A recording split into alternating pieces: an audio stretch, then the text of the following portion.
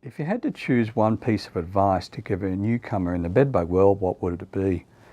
Goodness me, how can I give one piece of advice when there's just so many? So I'll have to give a few pieces of advice, I'm afraid. So for the newcomer for the world of bedbugs, the most important thing is to learn. Read all the industry standards on bedbugs. They are free online.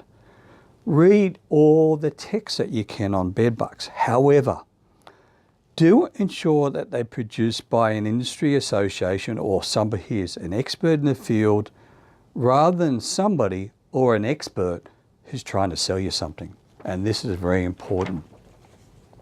Spend time with other experts. Go to infestations with experts in the field. Offer your services for free just to learn. Attend bedbug training courses. And importantly, if these training courses are put on by a manufacturer, particularly if they're free, be very, very, very wary of the information being presented.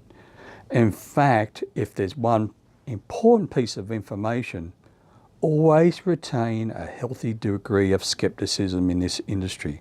It's very wise. There are many companies that are producing and pushing products out there which really have little place in bedbug management. And in fact, on this note, perhaps the most important piece of advice I can give is buyer beware. Sadly, there are some prominent researchers that have sold out to companies in order to push products of questionable nature. I honestly don't know how they sleep at night. Fortunately, in Australia, we managed to keep many of these dodgy products out of the country as they are actually denounced in our industry standard. The fact is that every technology has limitation when it comes to bedbug control. If the perfect technology existed, we'd simply not have a bedbug problem, as well as how it works. And in fact, I consider that the limitations are far more important to know than how the product works. Finally, never rely on a chemical such as a pyrethroid for bedbug control.